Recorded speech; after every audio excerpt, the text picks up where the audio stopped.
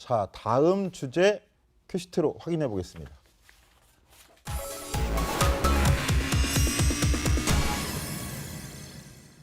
자, 이번에는 두 보수 정당 얘기를 좀 해보겠습니다. 자유한국당과 바른정당 등 돌림 보수층을 잡기 위해서 각각 당 재정비에 박차를 가하고 있는데요. 박근혜 전 대통령 탈당 문제로 골머리를 앓고 있는 자유한국당은 수구 보수 이미지 개선에 힘쓰는 모양새입니다. 홍준표 대표 오늘 연세대학교 사회학과 학생들을 상대로 깜짝 특강 시간도 가졌는데요. 먼저 화면을 통해 한번 보시겠습니다.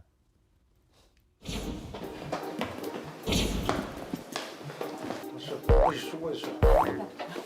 될것 같아? 오늘 것 같아?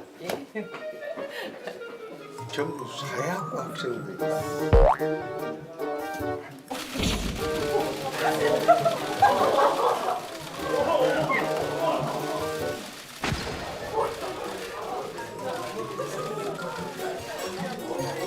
제가 부르면 되나요? 그냥 공부하라고 홍준표 대표님께서 와이프님께 촌년이 출세했다고 말씀하셨더라고요. 이건 나무들이 아니라 경상도에서는 그거를 여성비하라고 해요.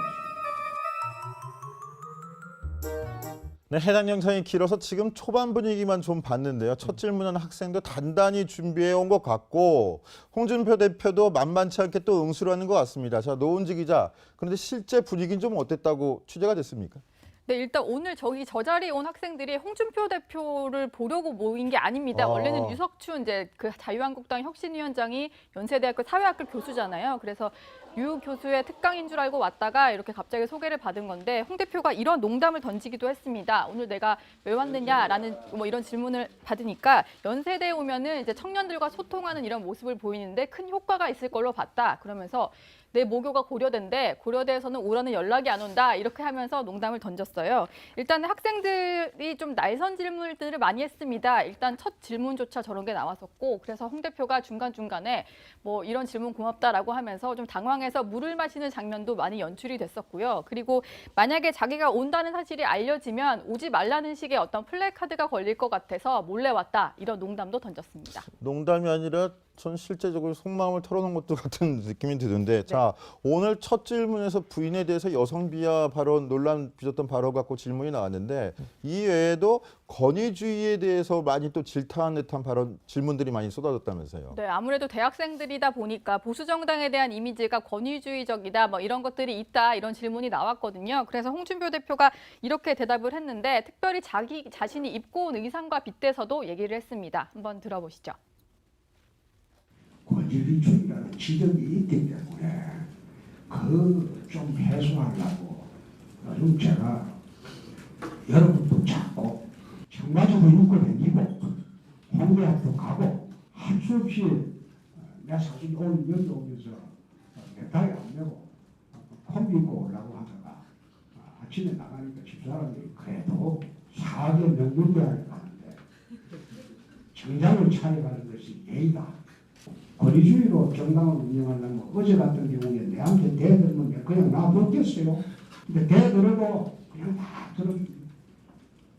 자, 대들었는데 놔뒀다. 권위주의가 아니다 얘기하는데 대들었다라고 표현하는 것 자체도 권위주의적인 모습이 아닌가 좀 생각이 드는데. 그러니까요. 이 대들었다라는 단어가 상당히 민감한데 어떤 상황이었냐면 다시 한번 설명해드리면 어제 혁신위 발표가 있었죠. 박근혜 전 대통령 및 친박계 의원 탈당 권유 조치가 내려진 그 혁신위 발표가 있었는데 이 회의 전에 홍 대표에게 김태흠 최고위원 등 친박계 그런 의원들이 다가가서 제발 이 혁신위 발표를 미뤄달라라고 이제 간청했던 이 상황을 대들었다고 표현한 겁니다. 이제 그런데 보통 대들었다라고 하면 손 아랫사람이 손 윗사람에게 예의를 넘어서 도가 넘게 이렇게 따지는 장면이 대들었다잖아요. 그래서 이 대표로서의 그런 권위주의가 다시 무의식적으로 나온 거 아니냐 이런 지적이 나오고 있는데 사실 홍 대표가 대선 때도 권위주의에 대해서 상당히 말이 많았었거든요. 4월 달에는 SNS에 이런 글을 올린 적이 있었죠. 좀 보시면 야들아 내가 너희들의 롤모델이다. 그런데 왜 나를 싫어하냐? 라는 그런 SNS인데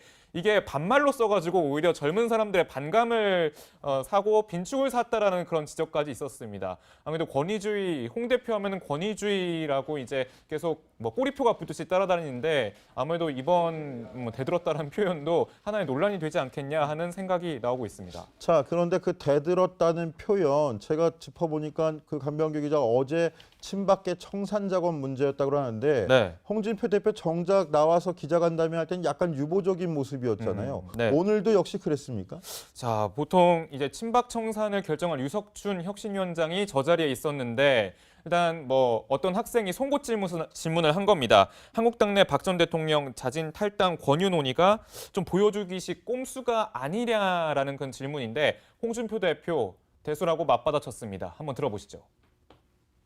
탈당 자신선장에 대해서 이야기한 게 너무 보여주기식 꼼수 아니냐 이런 말들이 많은데 어떻게 생각하시는지. 꼼수가 아니고 큰 수입니다. 대수입니다. 친박계가 무슨 이념이 있습니까? 국회의원하고 하기 위해서 박근혜 치맛자락 붙드는 것에 불과하죠.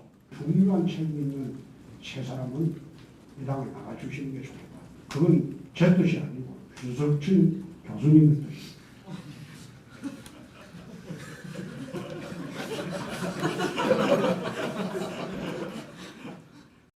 자, 이준석 최고위원께 지금 여쭤보고 네. 싶은데 이 어저께 친박 청산 작업을 두고 네. 여권을 제가 취재를 해보니까 이런 얘기가 나옵니다. 자유한국당에서 친박 청산한다고 문을 열어놓고 바른정당 보고 들어오라는 소리 아니냐 이런 얘기가 나오는데 이준석 최고위원 바른정당 입장에서는 어떻게 생각하십니까? 바른정당에 있는 사람들이 나온 거는요. 한국당 내에서 그 당시 새누리당 내에서 더 이상 혁신하기 어렵다. 인적 청산이 어렵다 생각해서 나온 것이고 저거 한다고 구호만 세워봤자 안 될 거 뻔히 알고 있습니다. 예를 들어 국회의원을 출당시키려면은 당 소속 의원 3분의 2의 동의를 받아야 되는데 그게 지금 현재 당내 세력 구동성 될 리가 없고요. 그렇기 때문에 저렇게 한다고 에드벌론 띄워놓고 그랬기 때문에 10월 중순 이후로 이제 이 시기를 못 박은 겁니다. 1심 나온 다음에 하겠다고 하는 건데 그때 가면 실제로는 또 현실적인 이유 때문에 안 된다고 이제 이야기하고 좀 더 완화된 형태. 예전에 보면 당원권 정지한다 그랬잖아요. 이번엔 또 그러면 제 생각에는 흘러나오는 얘기가 벌써 당협위원장 사퇴시킨다고 합니다. 그런데 당원권 정지가 뭔지 국민들이 못 알아들었거든요. 일반적으로 정치에 아주 관심이 많지 않은 국민들은 못 알아듣거든요. 출당 아니면 뭐 아닌 거지 뭐 딴 게 있냐라고 하실 텐데 당협위원장 사퇴라는 것도 크게 정치적으로 의미는 없습니다. 현역 국회의원에게. 그렇기 때문에 눈 가리고 아웅식의 징계일 거라고 확신하고 있기 때문에 바른정당 내에서는 뭐 저게 혁신의 뭐 모토라는 걸 믿지 않습니다. 자, 바른정당 이준석 최고위원이 지금 좋은 힌트를 준 것 같은데 자, 최경환 서청원 의원이 탈당 권유 받아들이지 않을 것 같으면 출당은 못 시킬 것 같고 당협위원장 사퇴 정도 되지 않겠느냐 이렇게 관측을 했는데 저희 정치데스크 기자들이 한번 취재해서 나중에 전해드리도록 하겠고요.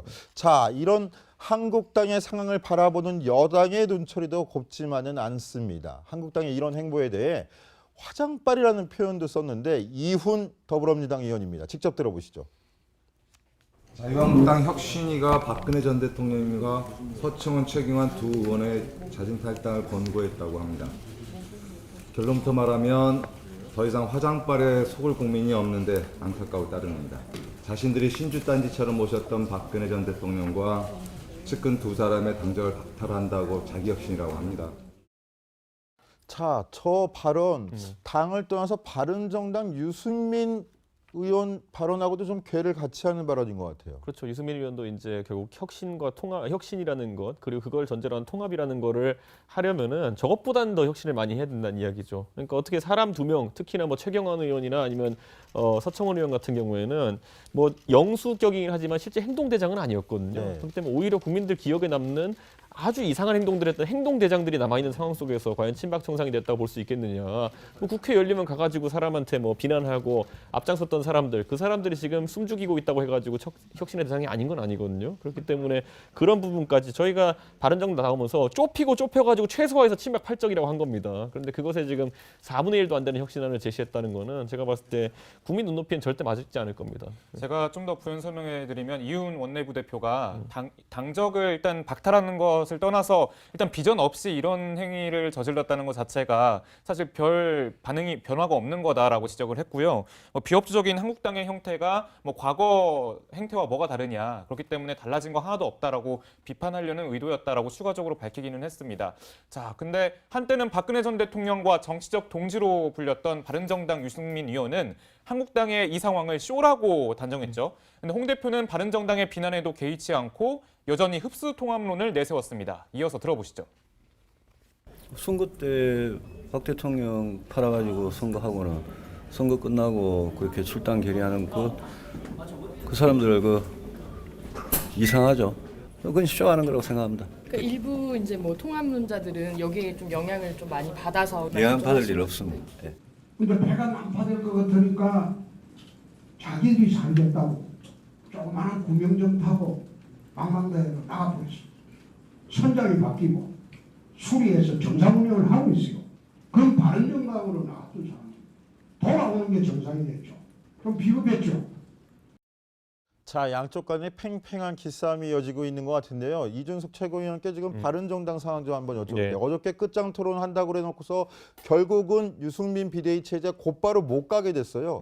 11월에 전당대회를 열고 그 중간에 주호영 원내대표가 일단은 권한대행을 만든 것 같은데 이거 유승민 의원과 김무석 의원이 충돌해서 벌어진 이 일 승자가 누굽니까? 이 상황에서 봤을 때는 유승민 비대위 출범에 실패했기 때문에 뭐 김무성 대표 측이 전술적 승리는 거뒀다라고 이제 할 수 있을 텐데요. 뭐 어차피 당내 인사들이니까 그런 누가 이기고 졌고의 분석을 하긴 좀 애매하고, 다만 이제 문제가 되는 거는 전당대회에 지금 이 상태로 가게 되면요, 어지간해서는 유승민 의원이 대표가 될 겁니다. 자, 그래서 11월 전에 김무성 의원을 중심으로 자유한국당과 통합이 더 가속화되는 거 아니냐 이런 관측도 나오던데요. 근데 지금 상황을 봤을 때 과연 그때까지 이 최근에 이제 어떤 여론조사에서 보면 자유한국당과 바른정당의 통합 시너지가 얼마나 나오냐에 대해 가지고 산술적 합보다 더 낮게 나왔어요. 한참 더 낮게 나왔거든요. 그렇기 때문에 그런 현실적인 고려들을 해봤을 때 과연 두 당의 시너지가 날 것이냐? 전 지금 상황에서는 아닐 거라고 봅니다. 어지간해서 지금 바른정당을 지지하는 사람들 같으면은